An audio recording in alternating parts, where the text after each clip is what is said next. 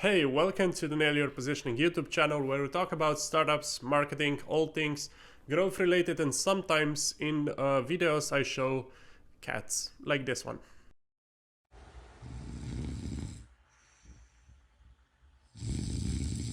Anyway, my name is Andre. I work on startup positioning and strategy. I've worked with more than 50 startups so far and decided to share my lessons on YouTube because, talking to a camera in my office is way easier than, commenting on LinkedIn to get traction. Now, in the last video, we talked about product market fit and what's the one key thing that's preventing you from building product market fit. If you didn't see the video, check it out. It's worth it. Today we're taking a step forward. We're talking about the exact steps that you need to take to build product market fit. Steps that help 50 of my clients to find and build their product market fit and scale their businesses. So watch this video if you want your startup to build traction, whether you need the traction to get the next series of investment or to become profitable.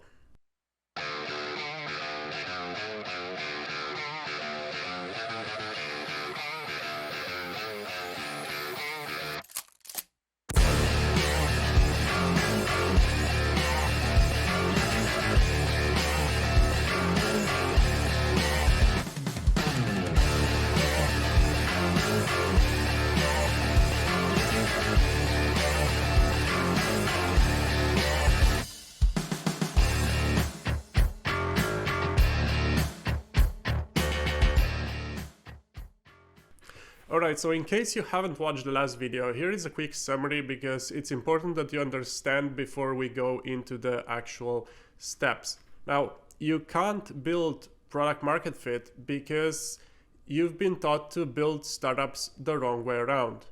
Now, in the last video, we mentioned the typical founder story, right? You started building a startup because you had this idea. And then you build that product around that idea. When the clients didn't come, you try to work on your messaging in search of the market, right? That's a typical story that I see with my clients when I come into the company.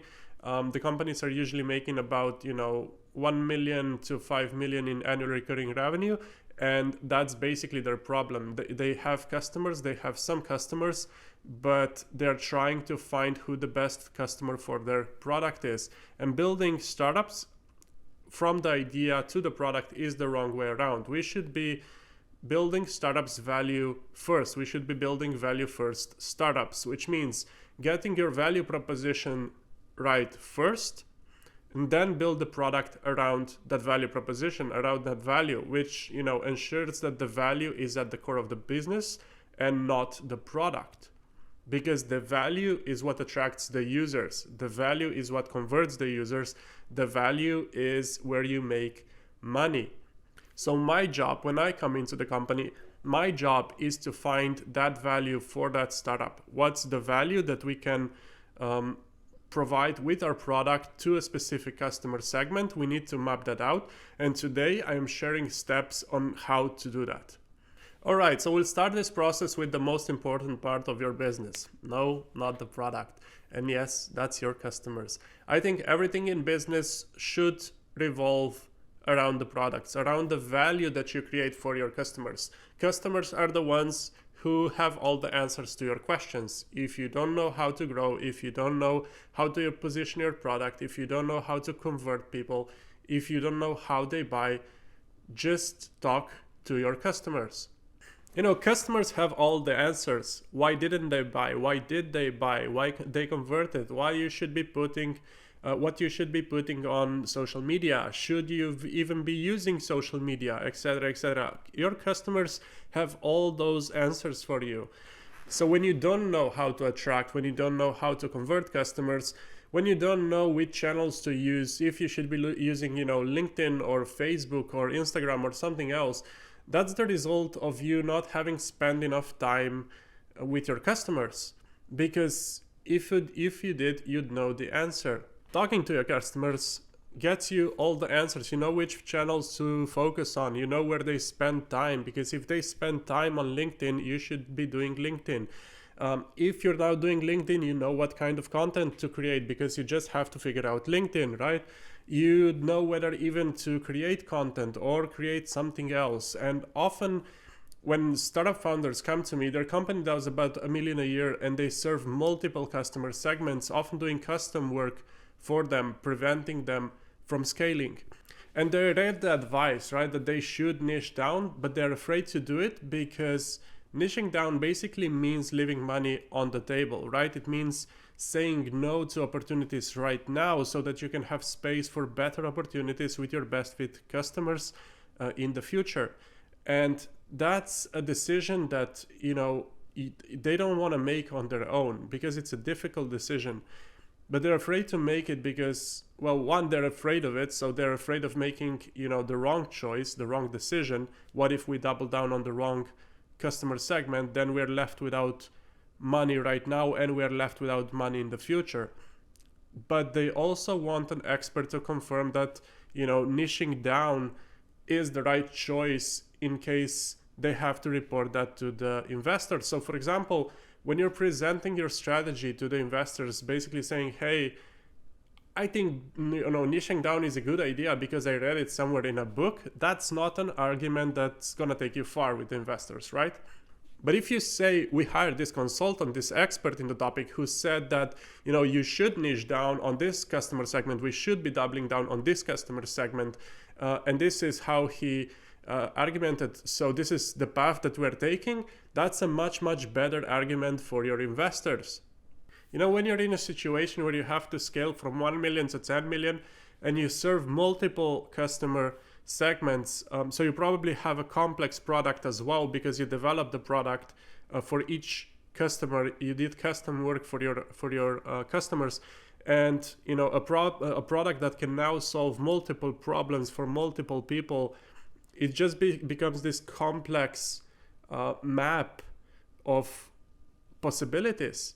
But in that situation, the brave choice is to niche down. The brave choice is saying no to money that's keeping you afloat and saying yes to money that helps you scale.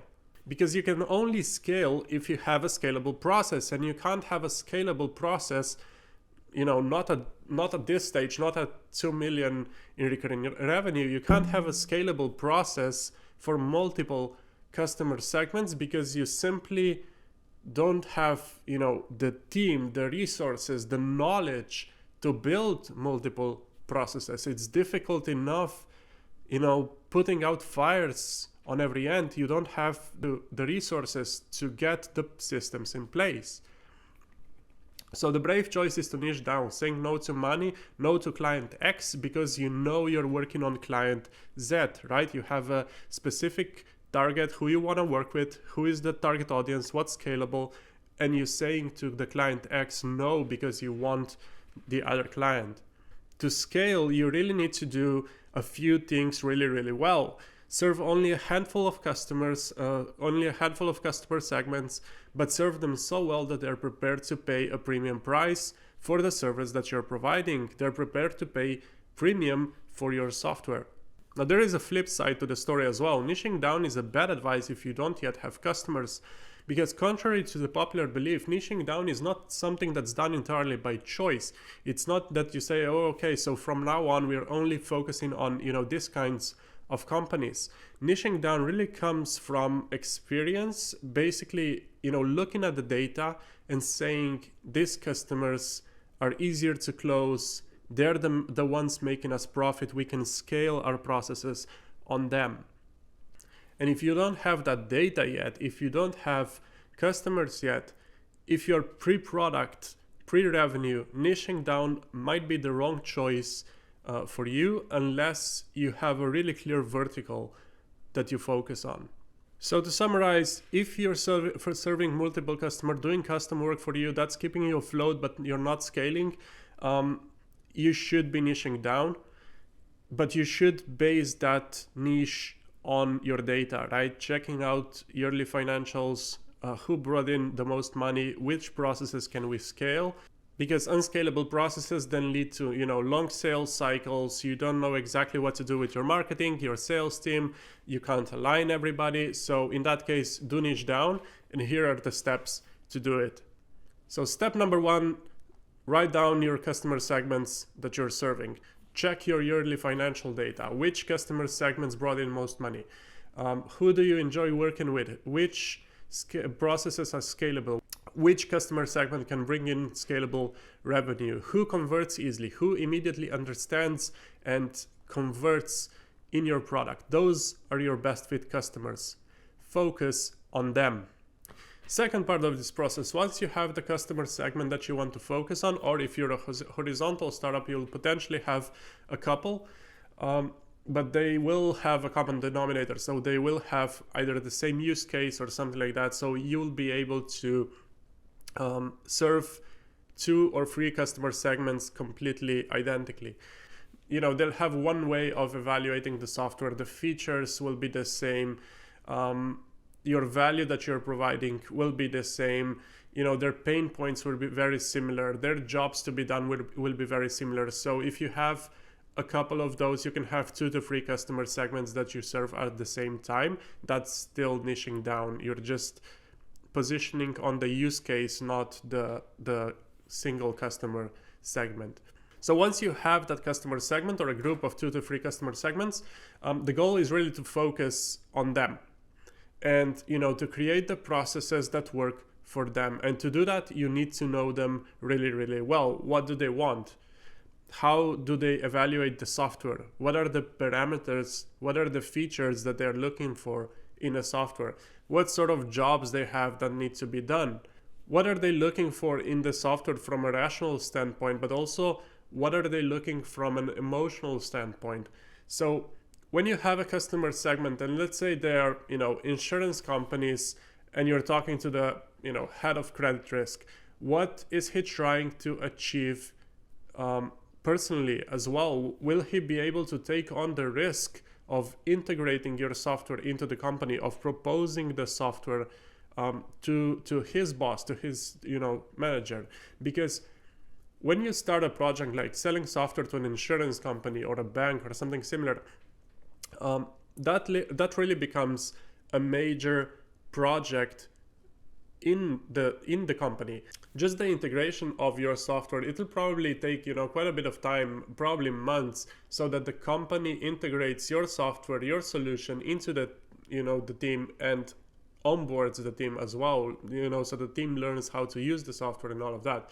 And because this is a massive project, someone needs to take responsibility for this project. So one key question when deciding on a customer segment is, is that person that you're talking to able to take that risk on them? Because his job might be on the line because of this project. If you're selling something that costs, $250K a year or $500,000 a year, that's a lot of money for a company. So the person who puts this project forward, they need to take the risk. They need to be comfortable with taking, that pressure on their shoulders. So you need to know them really, really well, whether, they're prepared to take that risk and how they evaluate the software. So your message needs to be on point. You don't just have to be the right solution for the company, but you need to make sure that you address all the personal risks as well. You need to go deeper. All right, so you have chosen your customer segment, you know them really, really well. And as a final step, you need to figure out what's the one problem that you're helping these companies with better than anyone else, because that's your problem solution fit.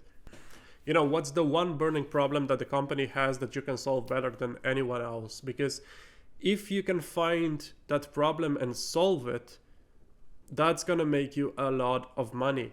Now, all the steps that I've talked about so far are in my positioning framework for startups in Mirrorverse. So feel free to, click on the link below and just use it to niche down.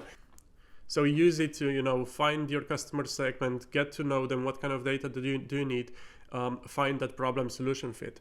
But obviously, when you find your problem solution fit, you're not going to be only one solving that problem. So let's take a look at the competition next. One key element of finding a good position for your startup is your competition. And I don't want you to think about the competition just as companies who do the exact same thing as you do, because you have to think broader. Think about all the alternative actions your ICP can take instead of buying from you. So the question to actually ask yourself is, what can my best fit customer, my ICP, do when he encounters a problem we are solving? Because the most frequent answer to that question is going to be nothing. Oh no, I have a backache. What will I do? Nothing. I just have a backache. It's not painful enough to solve at the moment. You know, I have a to-do list of 27 points. I don't have time to figure out my backache problem. It's gonna probably become painful in 10 years, and at that point it might be too late. But right now, I'm not feeling the pain. I'm not buying from you.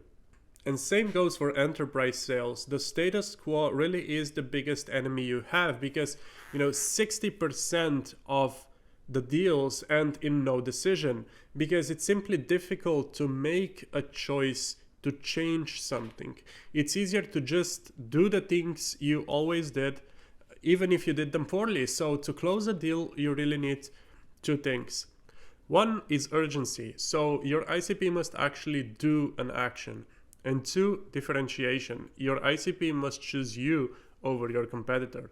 So if you feel like you can't compete with competitors, if your competition is getting more traction than you are, but you have the better product, if you're losing market share against competitors, watch on, because I'll be sharing my advice on how to become the no-brainer choice for your best fit customer.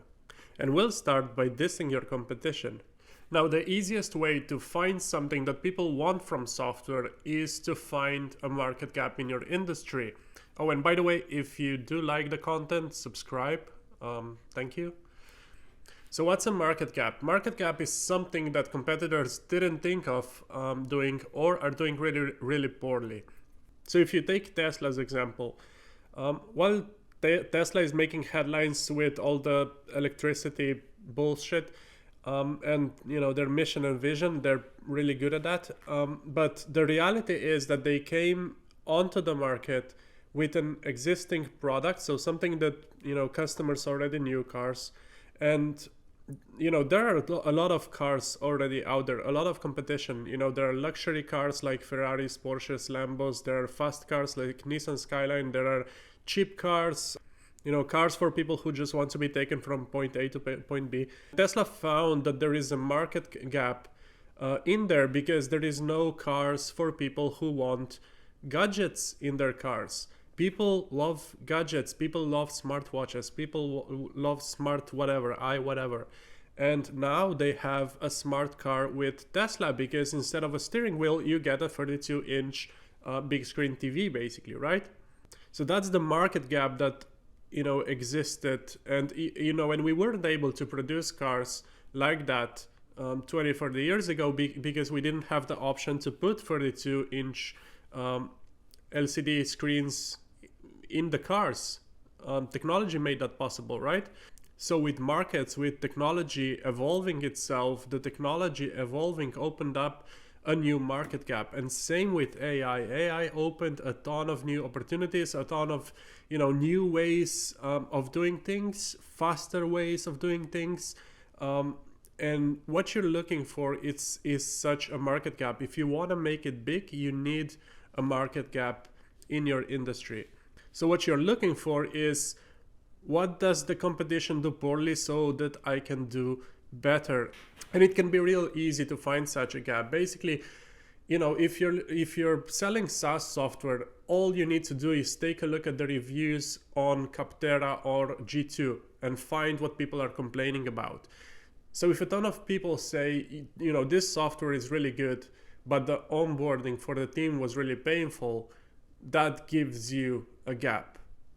Same goes for B2B enterprise. You can easily spot a gap by talking to people who are involved in the buying process, right? They can give you insights into why they are looking at certain competitors and what those competitors are doing really well and what they're not so happy about. The not so happy about is where you can compete you can turn that into your differentiation. And you need to take that into the extreme, right?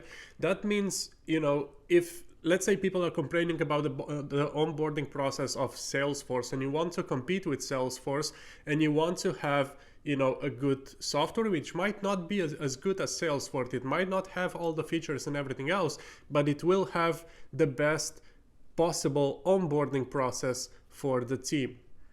That means that your onboarding process needs to be perfect. You need to do everything in your power to become the best at having a great onboarding experience for the team that's using your software. So you're not competing with Salesforce on all the features and everything else. You just compete where they are worse than you. That's all there is. You need to create a part of the software better than their software. Now, obviously, keep in mind, people actually have to care about that differentiation, right? So people need to care about the onboarding process in that case. Because if people don't care about that, if people are prepared to go through the pain just to get to the good software, you don't have a business, because nobody will be prepared to pay for the onboarding system, right? To have a nice experience with the onboarding. What you need is a market gap that people actually care about. And if people care about it, usually it's going to be in reviews, because people complain about things that they care about, or it's going to be mentioned somewhere in the sales process. You just need to dig a bit deeper and have maybe a bit more personal relationship with people involved in the buying process, so that they can actually give you an insight into what the competition is not doing so well. Now, once you have those complaints mapped, you can simply use those complaints to build your differentiation, right? So the first thing you need to ask yourself is, can we even fill the gap? Are we able to fill that gap? Are we able to do the software that has, an incredible onboarding? And the second thing is, do customers really care about that? And is there enough customers that are complaining about that market gap? Because as we found in the last video, you might become the best at something, but if that something doesn't provide a value that people are prepared to pay for, you're just creating another product that will end up, on the shelves, not being sold, just like 70% of startup products that fail because they don't reach product market fit. Now, once you have a market gap that people are prepared to pay for, like people are prepared to pay for Teslas, which are crap cars, but they have gadgets in, right? So once you have that market gap, your goal is to become the leader and you need to push all your efforts into, how can I become the best at this?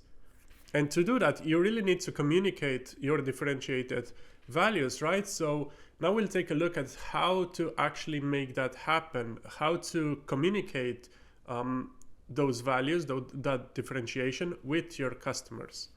Now, good communication starts with a good marketing strategy. Based on your ICP, you need to define your marketing strategy and create content around that differentiation. About 80% of content should be around that differentiation. You need to make it your mission. You need to make your ICP understand that if they want the best they need to come to you. They'll only get it from you. And you can charge a premium price for that. Now, what that means is that you need to structure your marketing materials, your website, your brochures, your lead magnets, to tell the same story, to show that you're the best at whatever X is. Same with the product. Your product needs to deliver, but your product is still part of your communication. It's still part of that same story, that experience. If you're claiming something, your product must be, walking that talk. So you need to be communicating your differentiation in your product as well. And this is why I'm saying that we should be really building value first startups, because when you have something that's unique, when you have that unique value, it's then easy to create a product around that value, because the product will just tell the same story, based on that value, and you'll create a much better product for it. Now, one last point, you need to align the team around that strategy. Your team needs to embrace the differentiation strategy. With my clients, usually a month or so into the project, when we come to the first results, when we test the positioning and figure out, okay, so this is how we'll compete, we hold positioning workshops so that we can align the team around that positioning, around that mission. Now, once the team rallies around that strategy, we use that to create an employee engagement plan, basically having employees, share posts on that mission, share their thoughts on, LinkedIn and in articles, in blog posts. And they're happy to do that because they believe in the mission. Now, this helps build their personal profiles, helps with their career advancement, but also it helps with the company page, right? Because the company page is getting more reach due to higher engagement, plus obviously a good reputation, as other people see employees creating content around the topics that they care about and that they're invested in changing. Contact me if you want to do that for your company. But before you do all this, before you change all the marketing materials, before you have employees engage on LinkedIn, because this is a huge job, you need to test if your positioning really works. So here is how to do that.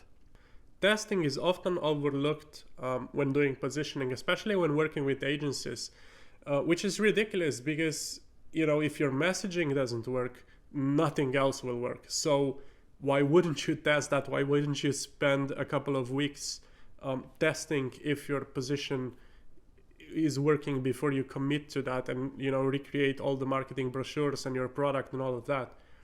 Well, the answer to that is because for agencies it's difficult to sell, as they would get the objection, am I not paying you to know those things? And the answer to that question is no, because even experts can't predict with 100% accuracy what will work and what will not.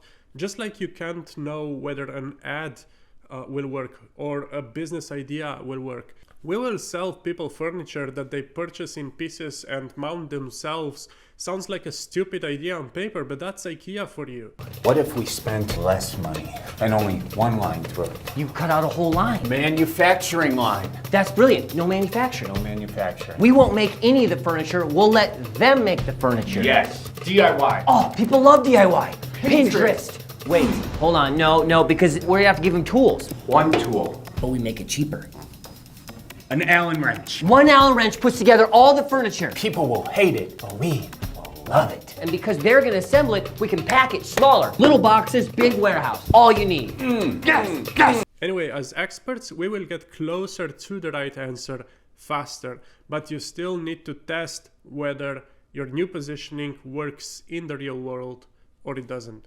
The companies themselves don't test because testing isn't sexy. Plus, there is that psychological barrier that whatever you just did, you came up with the whole new positioning process, and everything you just did is basically a wasted effort. You don't want to hear no. You feel good about what you've done. It's been a lot of effort, and that's why, a new message sounds sexy, sounds better than it did the last message, and newer is always better. 4 words to live by. New is always better. But for me, one of the first things that I do when I start positioning work with my clients is to get them to adopt the mentality of a process. This, like, positioning is a process. Building your positioning is an iteration. So we iterate positioning just like we iterate the product. But obviously there are ways, proven ways we can test positioning in a relatively short period of time. So don't listen to LinkedIn gurus who tell you positioning can't be tested quickly. So here is how to test if you're a B2B enterprise startup. If you're selling B2B software to enterprise clients, the fastest way to test your positioning is to actually create an offer and reach out to potential clients either via LinkedIn. Cold calling also works very well, or email, depending on where your strengths are. If you're good at LinkedIn, do LinkedIn. If you're good at email, do email. If you have a shameless guy who can just cold call anybody, use him. Here's how I do that with my clients. We create a message that's based on your new positioning, typically in two variants in the beginning, so we can split test them. So we just create an A/B test of two messages. Next, you create a context document, basically mapping out what you need to tell your clients when you talk to them. So this would be who you are, what you do, why they should talk to you, potentially some testimonials, definitely unique selling propositions, and depending on the assets that you have, maybe some additional context. Now, when we test with LinkedIn, we create a campaign in an automated software like Dripify or something similar, and you spread that context that you created in a document in 5 or so follow-up messages, so the user gets all the information that you wanted them to get, but in several messages. So you have a connection message where you basically have your value proposition and why they should talk to you, and then you have when the person accepts the connection message, you have message 1, message 2, message 3, message 4, and all of them are giving a different piece of context to your software. Same goes for cold calling and email. So for cold calling, you create a script from that context document. For the emails, you do an exactly same campaign as with LinkedIn. So basically, you create a series of 5 or so emails giving the users the right context. And next, you target the users who are your buy-ins into the company and just execute. So if you followed in the first part of the video, you know who the customer, who your ICP is, who is going to take that risk onto their shoulders and present the project into the company. And then you target them. And now for the test. On LinkedIn, you can actually measure whether your positioning is working, right? And you can do that by looking at the connection rate. So that means how many people who you have sent the connection request to actually accepted that connection request. Because if they did accept it, that means they're at least attracted to, at least interested in the message that you send them. And if you send the right message, if your message is correct, if in your message you have your value proposition, that means your value proposition is working. Now, what you're looking for is at least a 35% connection rate. So that means 35% of people should connect with you after receiving your connection request. You can also measure whether the context works with the same numbers. So you should be receiving replies from 35% of the people that you sent your messages to. But obviously the goal is to get them to a call. So you can measure that as well. Usually around 10% of or so people actually come to the call. And these are already really, really serious MQLs that you can convert. Now, this is an approach that we're doing with a client right now, and we're regularly getting 2 to 3 good conversations a week. So that's a pretty good number for high ticket sales. Now, if your startup is for mass market, so, let's say a CRM that you sell to small teams or something similar that you're selling for a few $100 a year, the test can easily be done through a landing page test.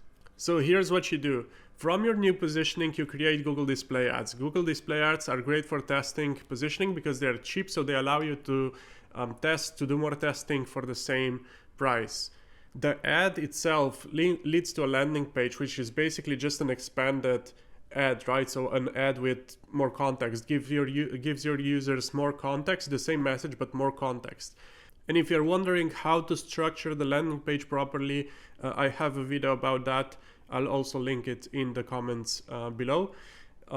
Basically, you have an ad, you have a landing page, and then on the landing page you have a button that leads to your product, or if you don't have a product yet, it leads to an email list, right? So basically signs users up. Now again, on the ad level, you test the click-through rates from your ads to the landing page, and then you compare it to either the industry standard or the previous ads you've been running. On the landing page, you measure conversions. Now, if your click-through rate is low, that means that the message isn't working. That basically means that your new positioning isn't working, or it's incorrectly packaged into the message. The message basically doesn't hook the users.